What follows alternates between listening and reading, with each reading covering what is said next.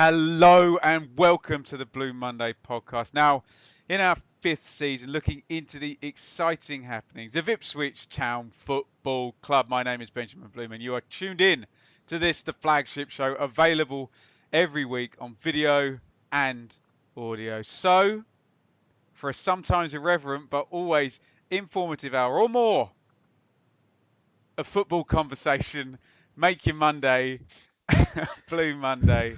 Ladies and gentlemen, he's here, founding member of the Blue Monday podcast, straight in from work. He said he was dishevelled. I think he looks good. It's David Diamond. Ben, Joe. Oh, gave the game away there a bit. You have. And sporting a Minnesota Vikings NFL jersey is Mr. Joe Fairs. Hello guys, hopefully the Vikings will win again tonight against the Redskins before this pod is released. The Vikings versus the Redskins, or did they say the Vikings at the Redskins? They put the away team first, don't they? That's what they do. They do, but it's actually the Redskins at the Vikings, but yeah, it doesn't really matter. I knew that, obviously.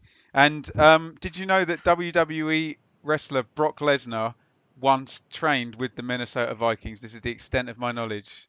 I actually did know that because you told me 5 minutes ago. Dave, we did the rehearsed bit. We played a couple of pre-season games as well. I'm sorry. So he did more than train. I would like to see Brock Lesnar play a pre-season football game. He'd probably play centre midfield for Rotherham, couldn't he? But we will come on to.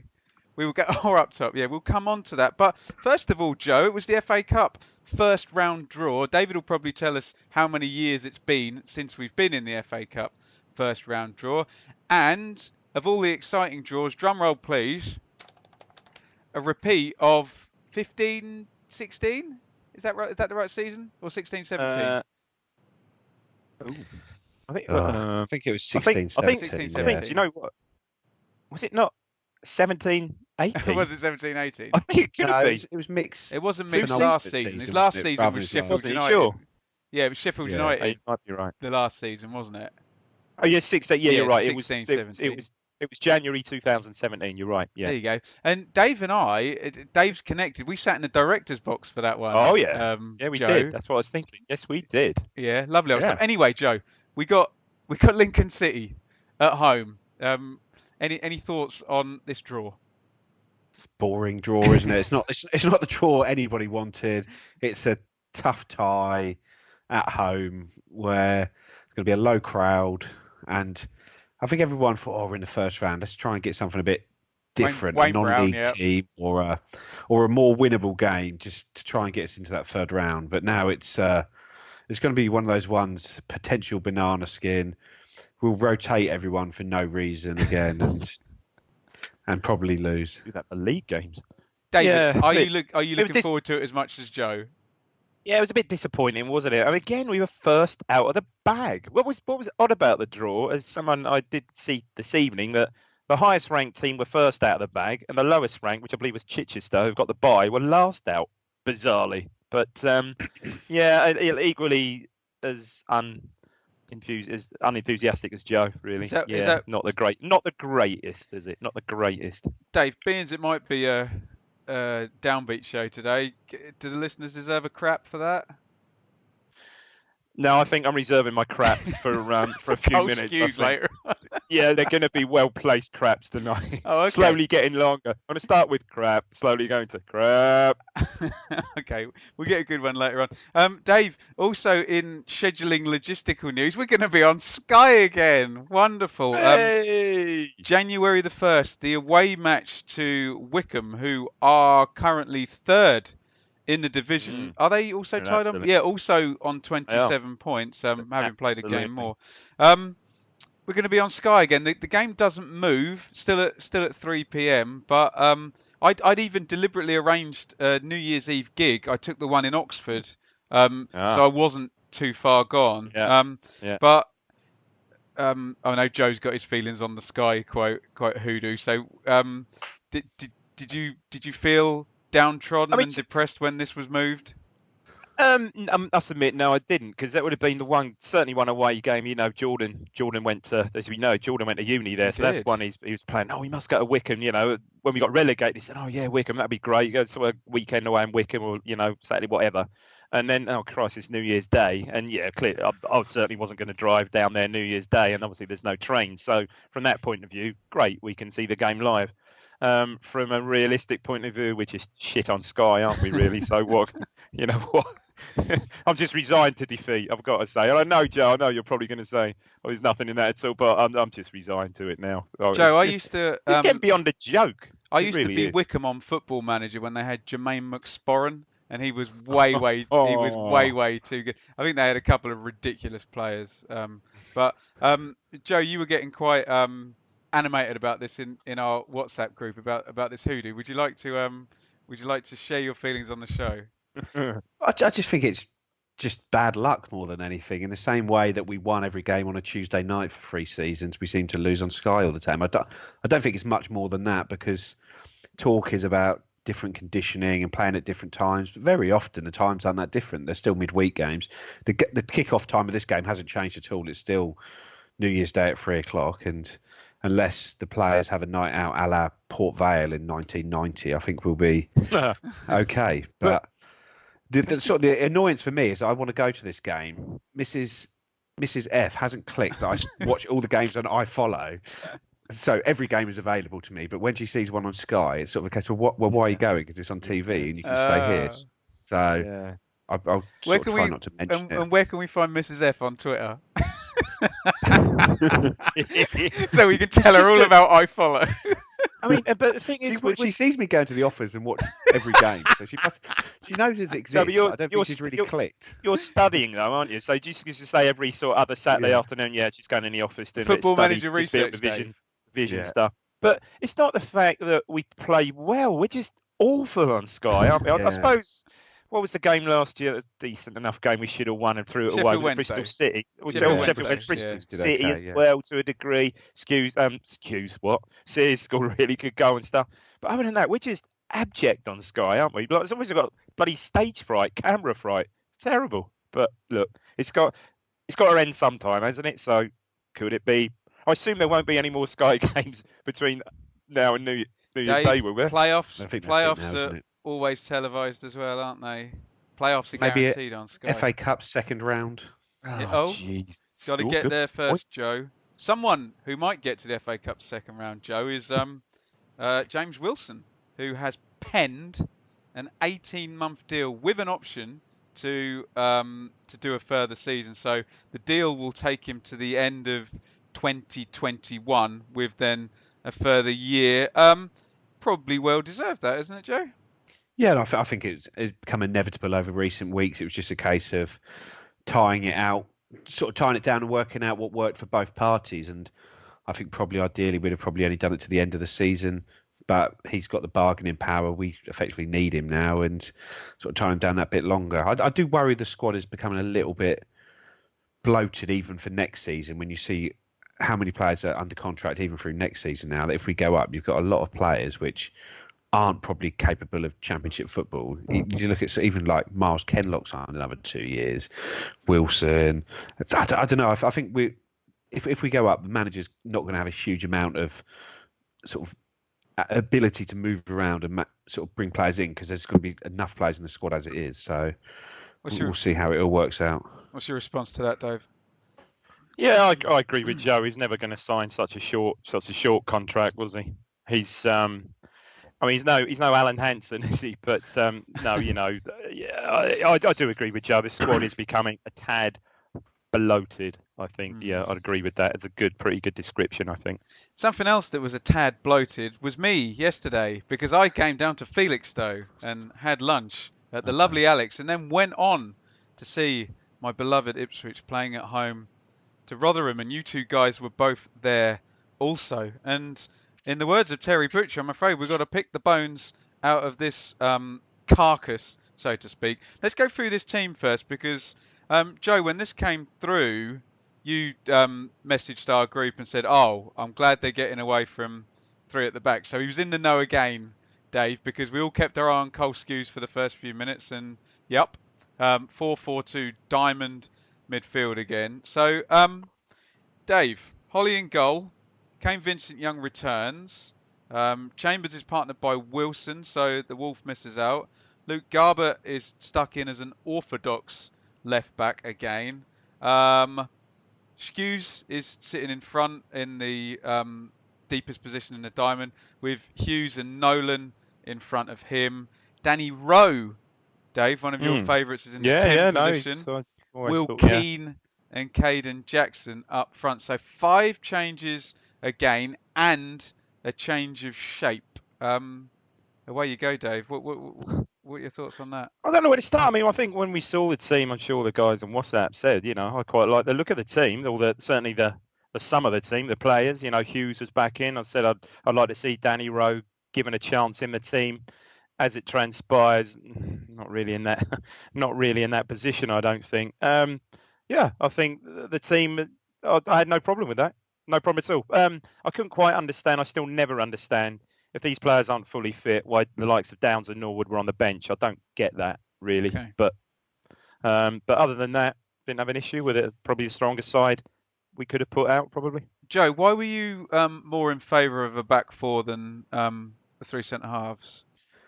I don't really like 3 at the back, especially the way we tend to play it, because if like Luke Wolfenden on the right hand side of it is fine because he can carry the ball and can pass the ball out the back, but James Wilson is a stopper on the left. Chambers is fine in the middle, but you need a proper left-sided centre back who can carry the ball. Otherwise, it just becomes so defensive, and you just don't get enough bodies in front of the ball. And like I say, you saw how the game played out yesterday, where sort of when Scooter's sitting deeper and Wilson goes wider, we just did not move the ball quickly or efficiently through the team at all.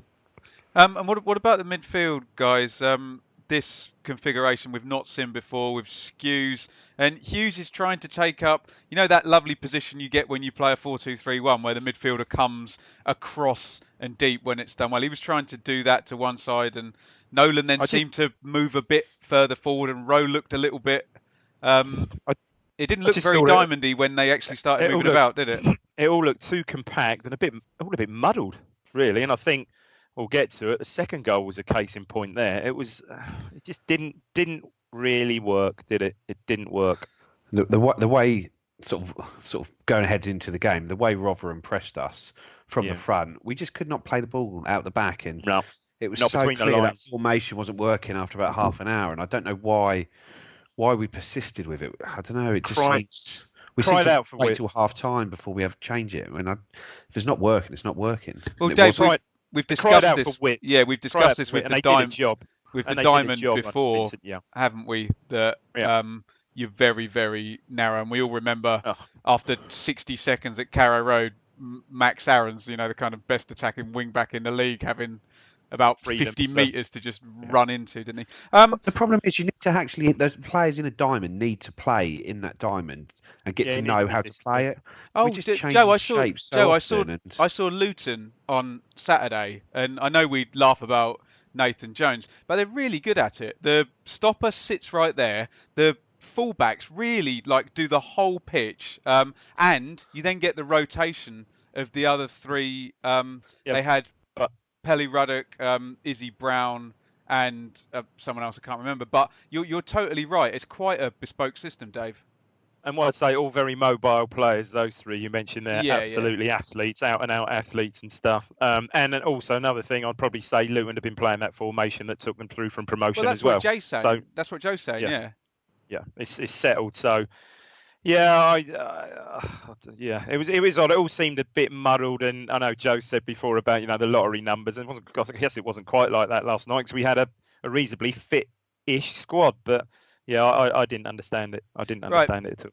Let's go into the game because sadly the extent of our attacking ambitions is going to be over after about 100 seconds of this. We force a corner, Jackson gets down the side, Hughes has a shot blocked, and probably our highest percentage chance of the whole game is then headed from the middle of the goal.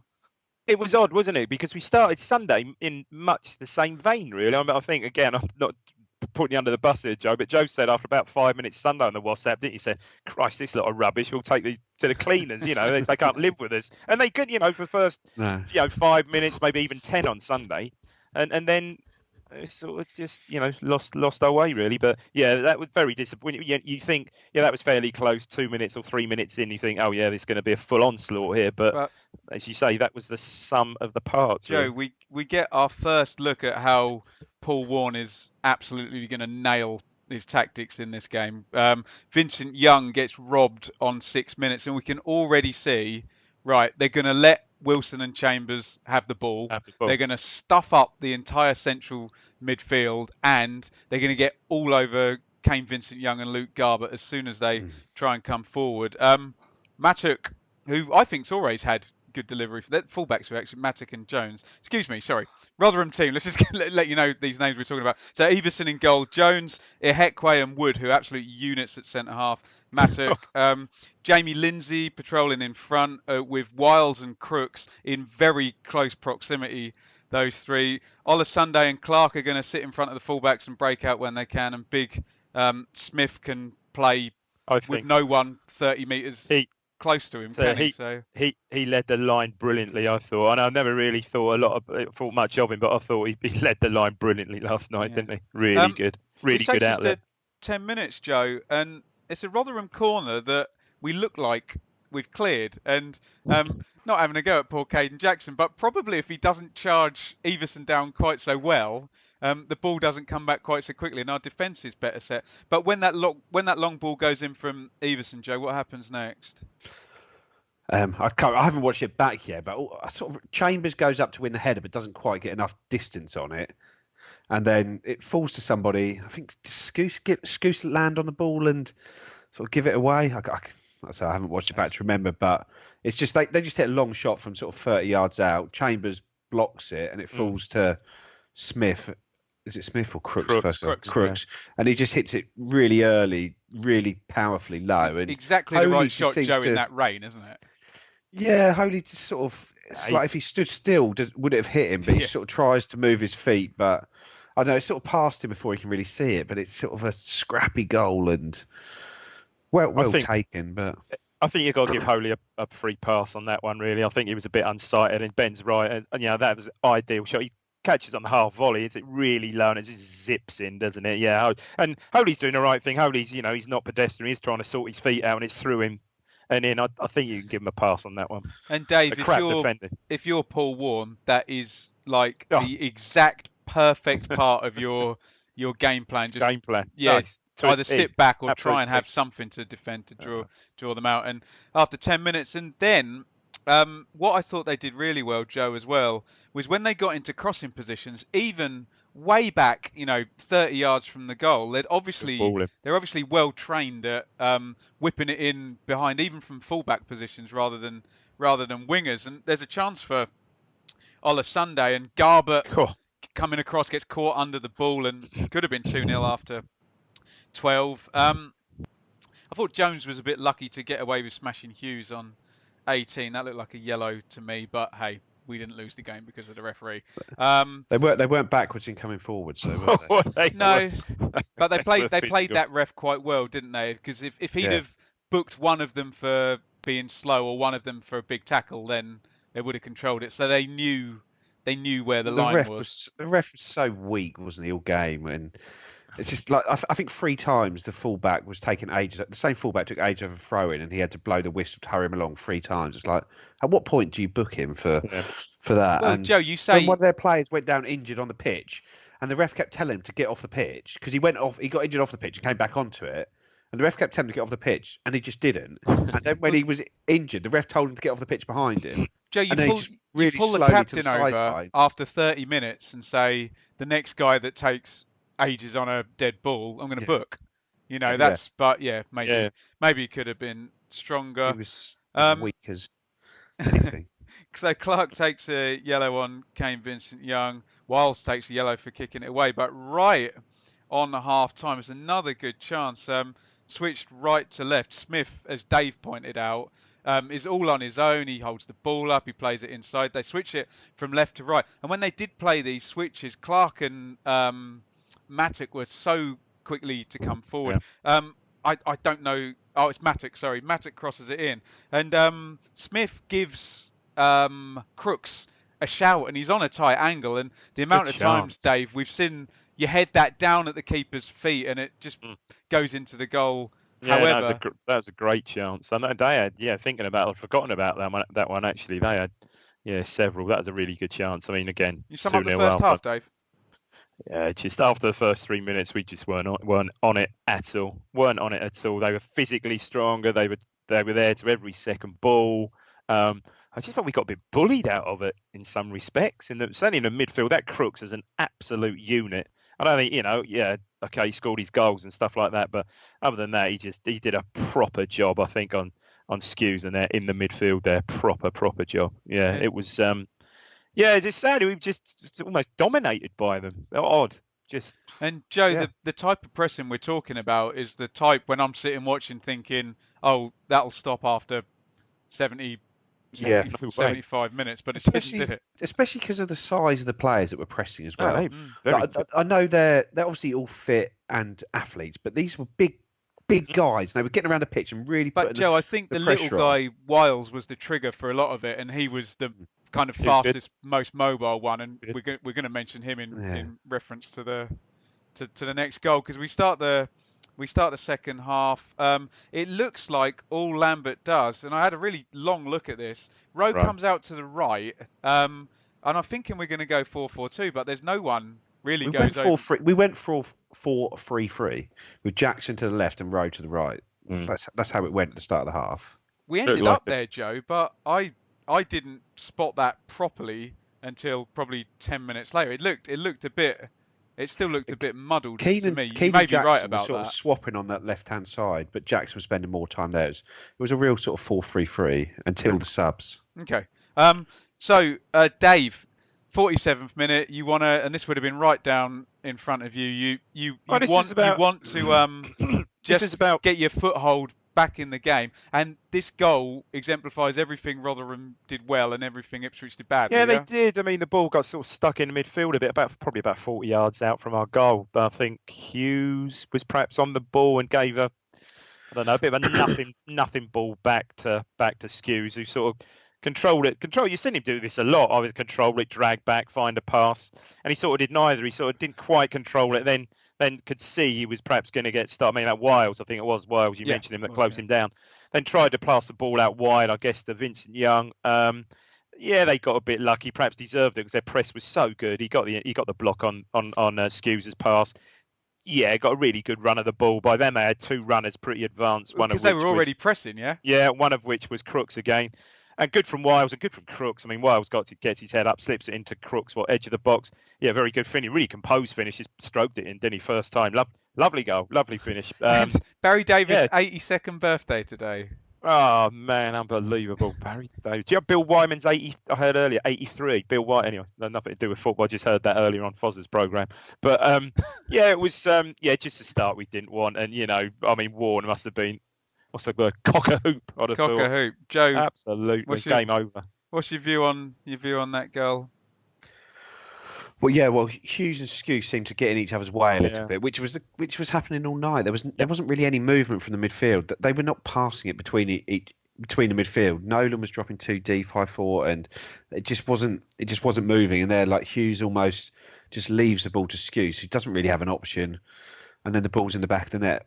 Sort of not long later, you expect better from Skew. He hasn't made many mistakes this year, but that one was punished, and it was a long way back from there with how we played in the first half. And it's just the one thing you don't want when you've sort of changed shape, you've come out, you sort of obviously had the manager's team talk, and you're sort of hoping to start that half quickly. And no, like I say, it's almost game over, wasn't it? Agreed.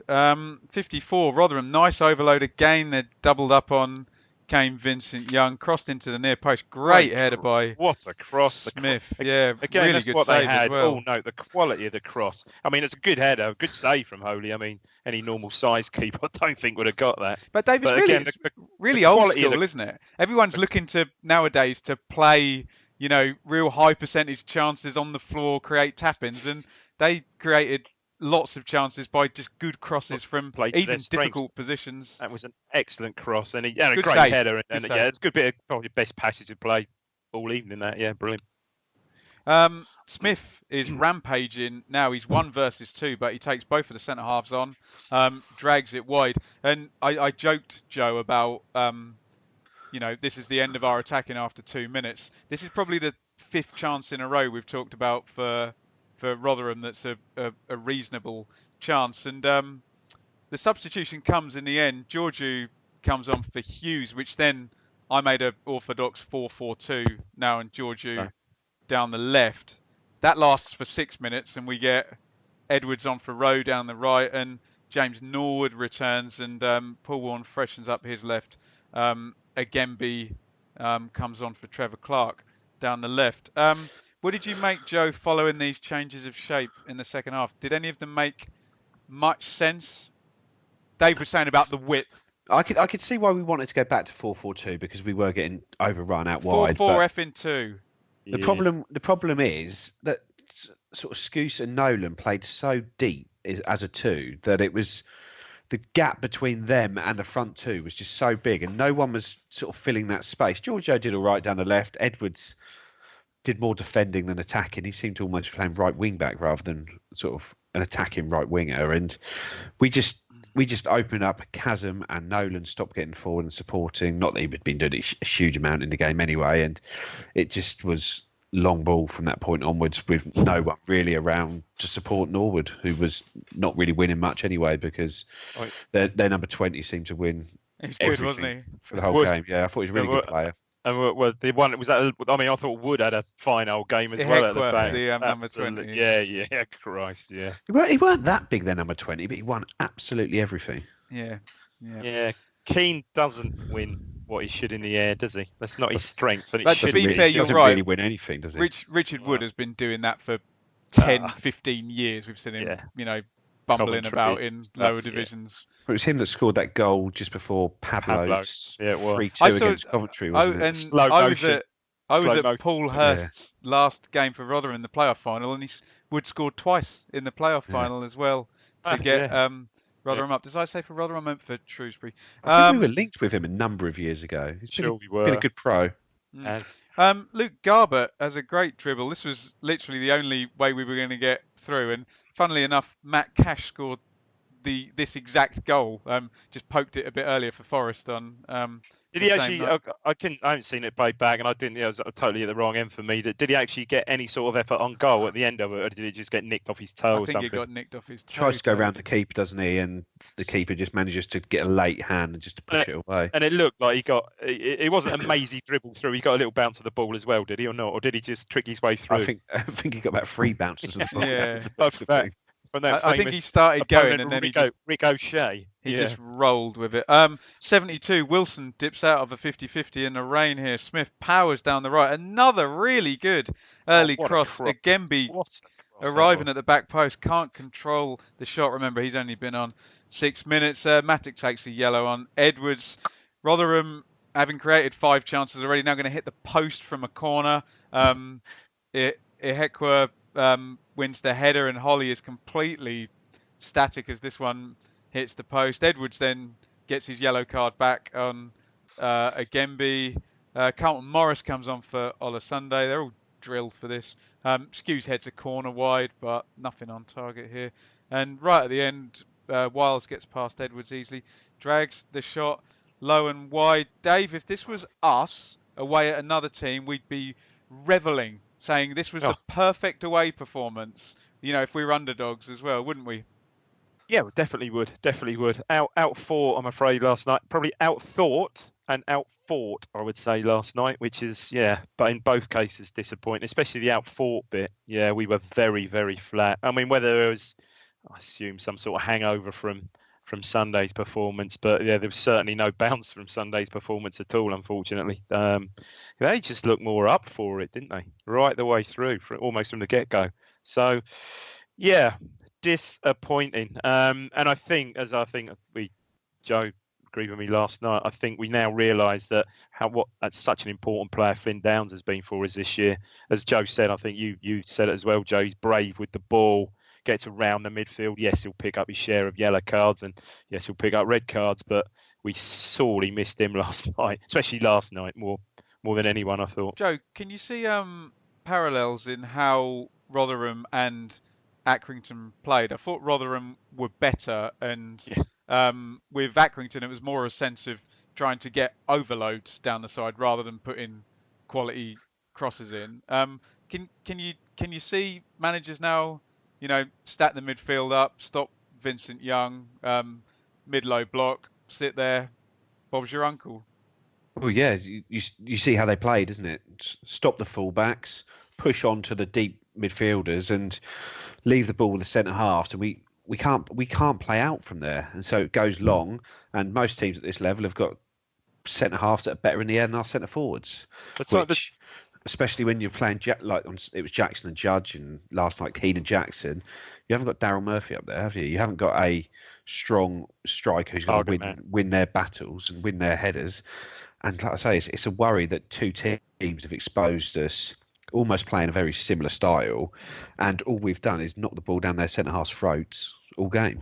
I hate to say it was very reminiscent of some of the games last season where we'd have, we'd have a lot of possession of the ball, but not in particularly threatening areas, and the ball would get and we'd play across. And when we did perhaps get the ball slightly forward in a more advanced position, we were closed down, so we went back again.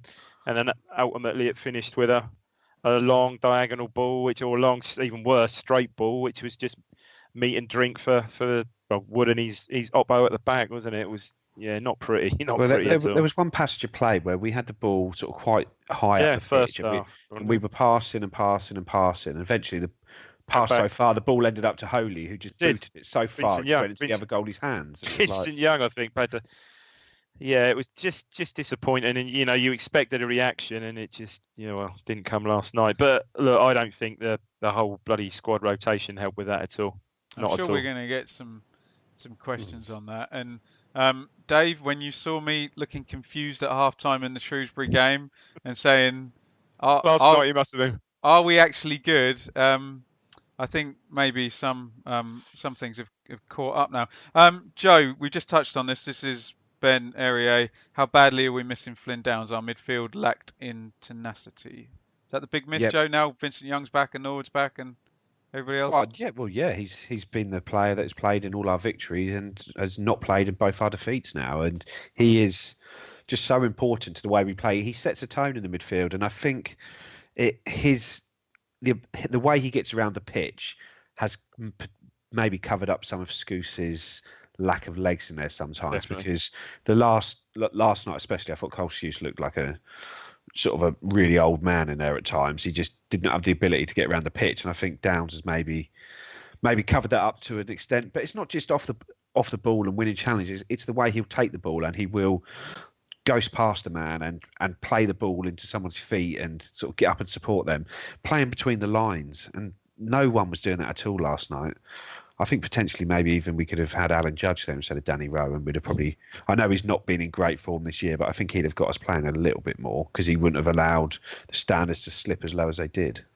Dave, I think this question from Alistair chimes into what you were saying earlier about rotation. Alistair says top Premier League players are there because they can adapt to different formations and personnel. Can League One players really display the same flexibility, or do you need to just focus on a stable formation and find? Is that what you were getting at? Yeah, I think we hit on it with Luton earlier. Luton play that specific formation with let's face it, they're two or three younger players in the central positions there, and it's tried and tested. And that's been their blueprint probably for the last 18th season, and getting off a season and a half now. So yeah, you need to play to your strengths, and I think as we said earlier, this again goes back to a bit of the bloated squad, where I think perhaps we've got a lot of players within that squad of equal ability, maybe for League One, or maybe perhaps slightly higher, but of equal ability, where I think Pros Lambert does feel confident and comfortable in switching these players, but it doesn't make for any sort of continuity at all. Not of play, not of style of play. Joe, FPL Tractor, talking about the tactics again. After these two games, is the blueprint to beat us, to harry us and be physical, or was it more nuanced? Is it cleverer than that, or is it that simple?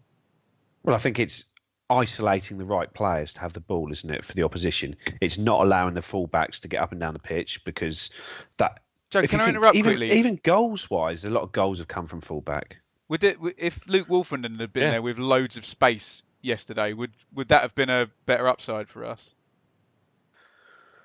Yeah, probably, because Yesterday. it would have allowed Vince. You wouldn't have been able to double up on Vincent Young all game, and they'd have had to go across and potentially you're either going to leave Wolfenden or Vincent Young, who are both confident and capable of carrying the ball out of the defence.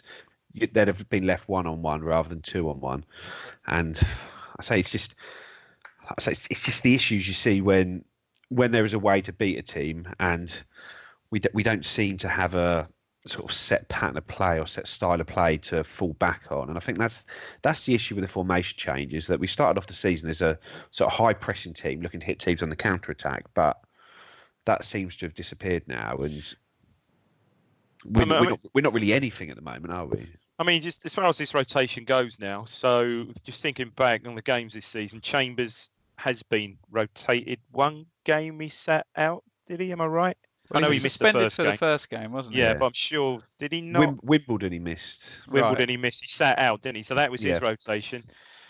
Arguably, yeah, you're probably right. Maybe last night was the game, was perhaps on the face of it, perhaps could have been that game. And I agree with Joe. Yeah, Wolferden's much more composed on the ball, and he can, drop his shoulder and bring the ball forward, and he can ping the ball seemingly left and right. I mean, I think he really is one for the future.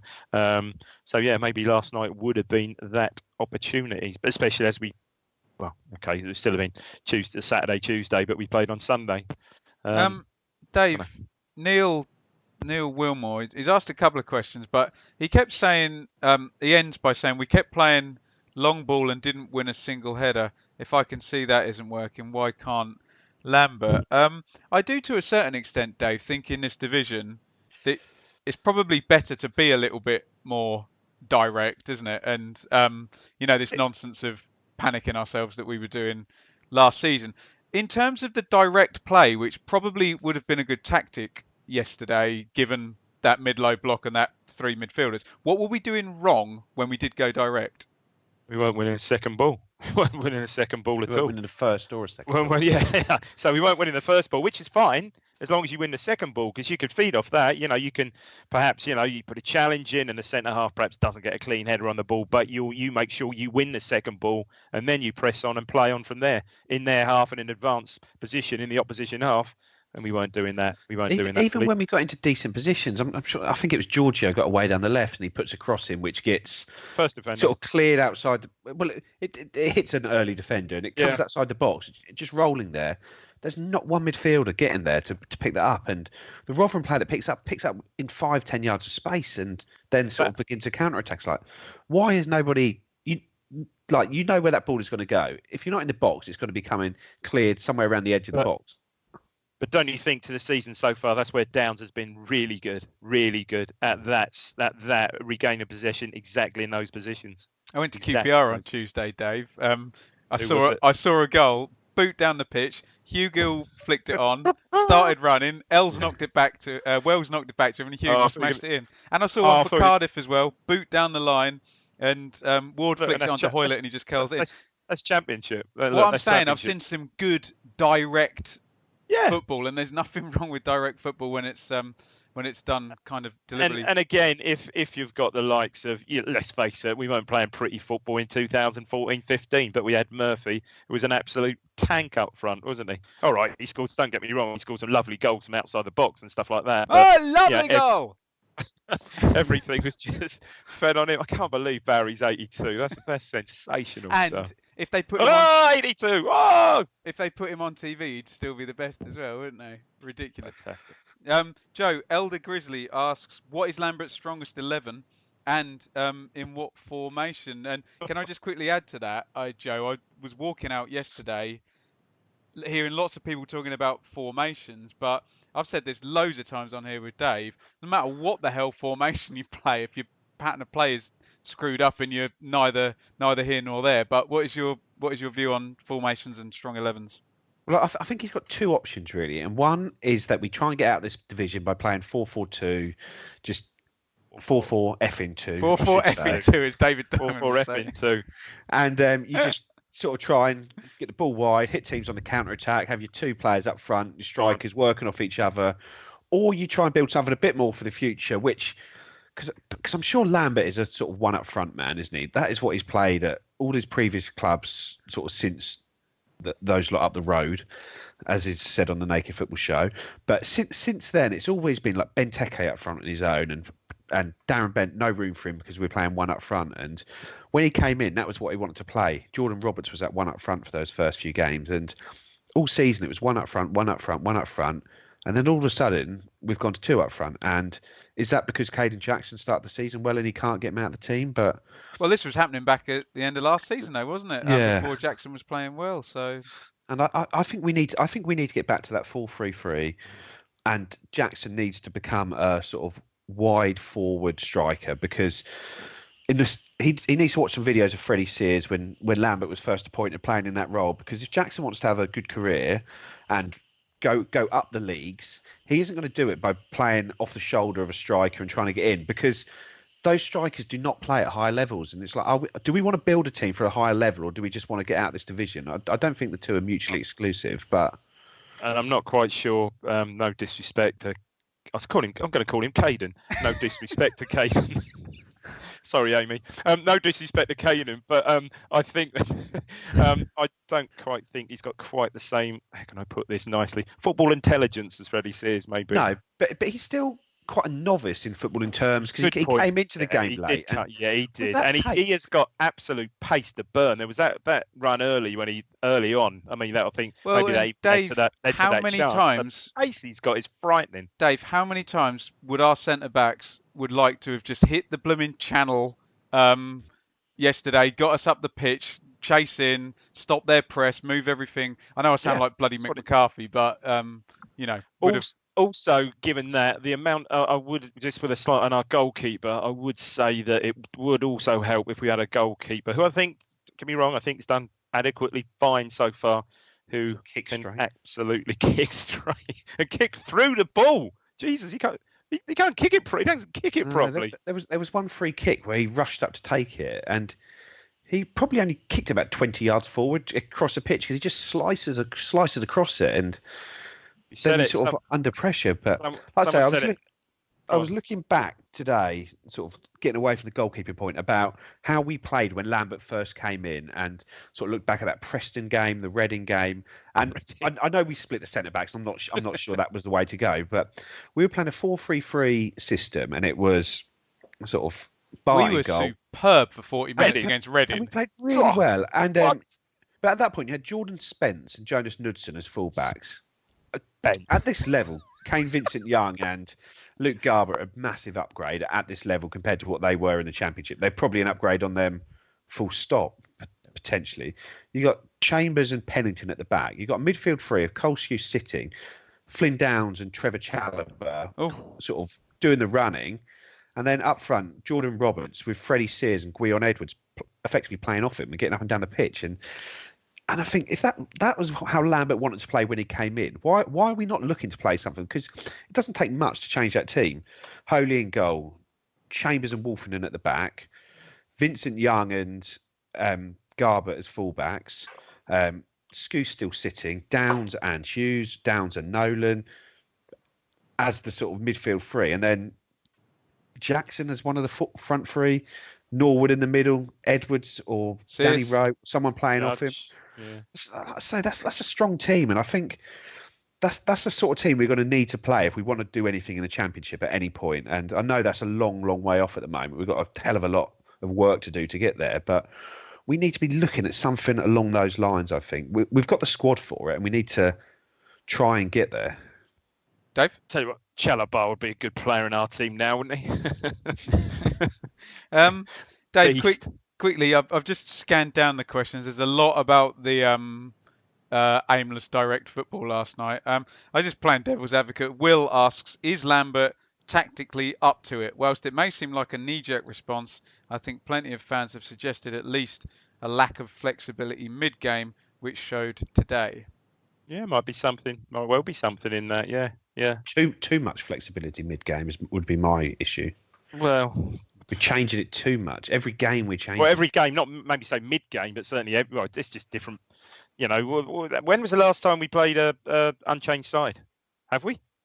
I don't know. Not this season, We I would have haven't thought. this season, have we? And I it mean, that might be goes no back injuries to sustained. Alistair's point where Alex Ferguson could put Ji-Sung Park or John O'Shea or whoever into whatever Like position, different but caliber. this highly attuned players can do this, can't they? And they're training with Paul Scholes every day. But I don't think it's about the squad rotating. I think it's just that the squad's rotating and the formations and styles what are they change rotating every into, game. Joe? Because you're not coming into it. You're coming into a totally different role in a different team. Like last night, Where is it? John Nolan, who has been playing as the most forward midfielder, is now all of a sudden not just playing as one of the deeper midfielders. He's now playing in the diamond that he's got to work that round. And then half a game later, he's now got to drop in and sit next to Skuse and work out how he's got to get up and down the pitch. And he just didn't work out all game. Where if you can get like I say, that 4-3-3 we were playing when Lambert first came in, people know their roles in that team, and it doesn't take a huge amount to come in as one of the shuttlers in midfield, because you know that role and you learn to play that role. And I say it just seems we've got a better striker now in James Norwood than Jordan Roberts for all he tried, and he's a bigger presence up front. And I don't know, it just seems I just want to get away from this 4-4-2 or 3-5-2 or diamond and just try and get some wingers into the game up front and some bodies in midfield to allow the fullbacks to attack. Dave? Yeah, and ironically, I think we've got the person. You're right. We have got the personnel to do that. Yeah, I thought the lad from Tottenham came on last night, and yeah, at least he was direct. Okay, a couple of times it just didn't come off for him, but he's always looking to get to his man. I love that about him. He's always looking to get to the line. Proper winger. So I think we've got the personnel, and yeah, we've got people to do that the other side. We've got the personnel to do it, which is a frustrating thing, really. So. Hopefully the penny will. Who knows? A penny might drop on Saturday. Who knows? But I think it's crucial. It is crucial that we get Downs back ASAP.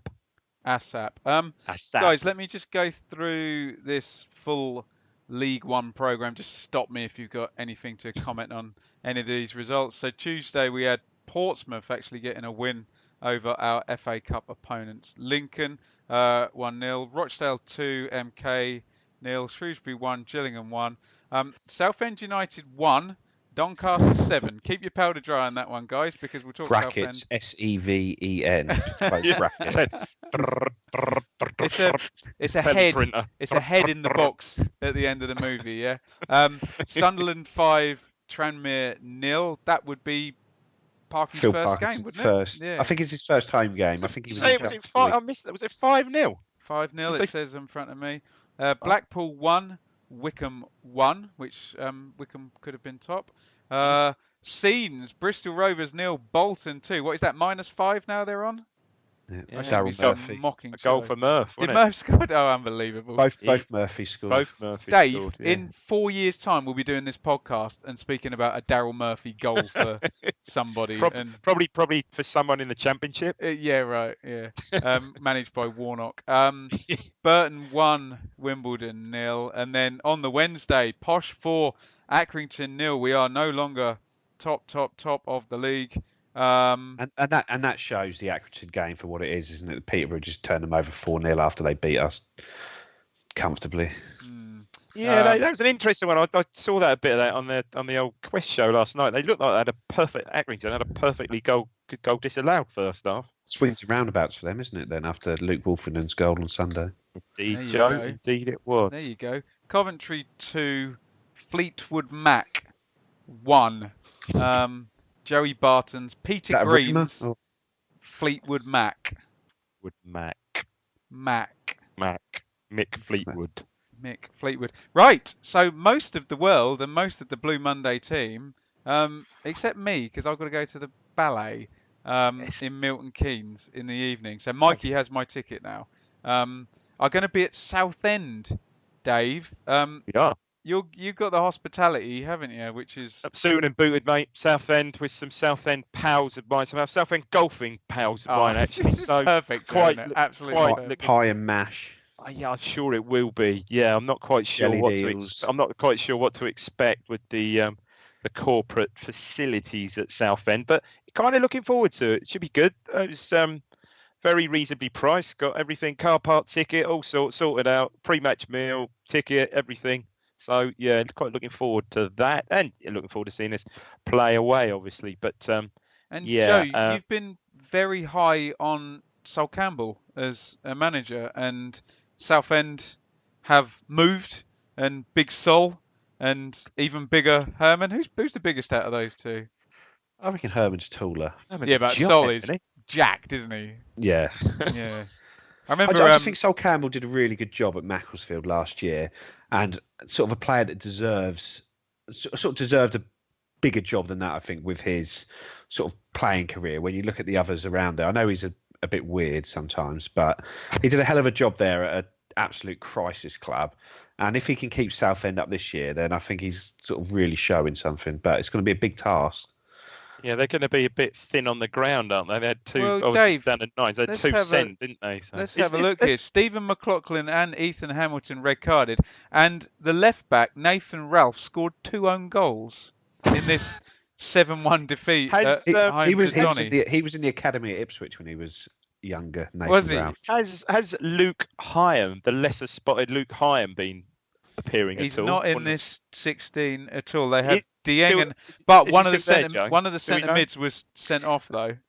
He's signed a 2-year deal. I think he was in the team at the start of the Injured. season, but has come out of it. I don't know whether he's injured or not. Okay. Yeah, I mean, you'd think after. I think was Campbell. I think Campbell was there in attendance the other night. It's a bit like the old McLaren, that McLaren thing at Ipswich Derby that time with us. Although obviously he couldn't, it wasn't that big an influence if he did pop down to the dressing room. But yeah, so they're going to be short, aren't they? They're going to be short on numbers. You'd think these two. I've no idea about Southend whether they're first team regulars or not. But yeah, you would expect some sort of new regime bounce, but that's going to be a hell of a bounce. Even before the midweek games, their goal difference was worse than Bolton's. Bearing in mind Bolton lost 3 or 4 by 5 in a row when they were playing a youth team. Southend have been worse than them this year, which is incredible, really. I think if we don't go there and get a win, even I'm not even allowing a draw or a win. I think alarm bells will, premature Dave, slightly, but slightly ringing. I think. What do you see happening with the team on that one? Because hope Downs is back. There's no midweek game that following week. It's Rochdale is the next week, isn't it? Yeah, I believe it is. And Rochdale weren't we due to play Bury on November 2nd anyway? On the next Saturday. So it's there's no game. Gap. Yeah. It's FA Cup, then it'll be the FA Cup, won't it? Will it? No, it's Bury. FA Cup's after. FA Cup's the 9th, isn't it? So that weekend after Rochdale. Rochdale's bonfire night, isn't it? Yeah, so we've got a 10-day gap. What sort of a team do you suspect we may see? On Saturday? Yes. On Saturday. I think, I go through the players, I'd have hoped that Wolfen would be back in. I'd hope, as he was on the bench last night, you'd think Downs, and obviously got 2 or 3 more days training in him, so I'd hope Downs would be back. I wouldn't be surprised if we saw Norwood up front, reunite with Jackson up front. And then, hard to say, maybe Judge back in. Joe? Yeah, well, it seems like Keane and Hughes will drop out, definitely because of the fitness issues. I think we'll be gagging to get Norwood back in the team, and I think we're just going to have to take a risk on that because we haven't looked good without him in the last 2 games. So I think get him back in, and obviously Downs if we can. And when he came on last night, I thought he looked quite. He didn't have any chances, but he looked quite lively, putting himself about in his usual way, challenging. He didn't look hampered at all. Game was lost by the time he came on, wasn't it? No, it did. I mean, getting back to Vincent Young, he's been so good, and they did do it. Joe's right. They did do a high press on the, real press on both fullbacks, but he wasn't quite himself last night, and that might be because he's still, getting over the knock he had. So again, you'd hope by Saturday he'd have a bit more in the tank and raring to go again. We need again scrappy 1-0 win. You take that. You wouldn't just get another win. Get winning again ASAP. Really. Yeah, I suppose the only thing with Flynn Downs is if he's not quite fit with a 10-day game. 10-day break coming up. Do you risk him or do you just good point. Yeah, sit there? I think we desperately need him, but he shouldn't do for Saturday though. For Christ's sake, should we? Should be able to put one of the Blue Monday team in midfield and still win. I'm going to the ballot. Someone sort of 2-footed. Are we looking for people who actually celebrate goals, though, Dave? Did you go to the last one? Did you go to the 3-1 game, Joe? I did, yeah. I was at that one. Billy Clark. Lee scored. Matt Richards, I believe. Did he play? I don't remember him playing. Billy Clark might have scored. Billy Clark did. Played. Harding played, not Richards. Yeah, Billy Clark scored. I think Lee scored a good one as well that day. Yeah, we were quite good then. We were in an all white shirts, white shorts, white socks. We were. Real Madrid. Look good. Yeah, we did look good. Yeah, let's hope for a similar result. We do hope for a similar result, and we hope you can join us after the game. Who's on? I think, are you guys both on? And I'm not on. You're not on? First oh no, duties. you've got family things, haven't you, Joe? I saw that. Yeah, I can't believe your little boys won. How's that happen? One on Monday, and my other one is free a couple of weeks ago as well. So time is flying. It certainly does. Yeah, I think I'm on. Yeah, with whoever. Yeah. Whoever. Well, we'll be back on Sunday with yet another excellent and high quality show. You can follow us on Twitter at Blue Monday ITFC. You can watch on YouTube as well. You use us however you like, however you need. Dave, where can we find you on Twitter, my friend? You can find me at David Diamond 3. And if you were to take a penalty, maybe wet conditions, where are you putting it? Do you know what? I'm putting it low. I'm probably going to take it right footed, and I'm going to sort of hit across it and go low to the keeper's right. Okay, and Joe, where can we find you on Twitter? And more to the point, where can we find your wife to grass you up about about watching all the games on iFollow and not telling her? She's not on Twitter. I decided. Boo. At Joe Fairs and at ITFC_Academy for any games coming Academy up. stuff. There's not a huge amount coming up at the moment. There's no 18s game this weekend. I think they beat Millwall 4-0 in a friendly earlier this week, but behind closed doors. So if you were quarterbacking for the Minnesota Vikings, which pass out of the playbook are you looking to score a touchdown with? I'll probably do a little screen pass. I don't know where we are on the pitch. Probably a reverse double axel. That's a nice skating jump. I know it is. You sort of throw that in there. What I've got to say to you, you'll love this. So last night, I obviously had your great self on with GB, listening to it, Naked Footy Show, whilst eating dinner.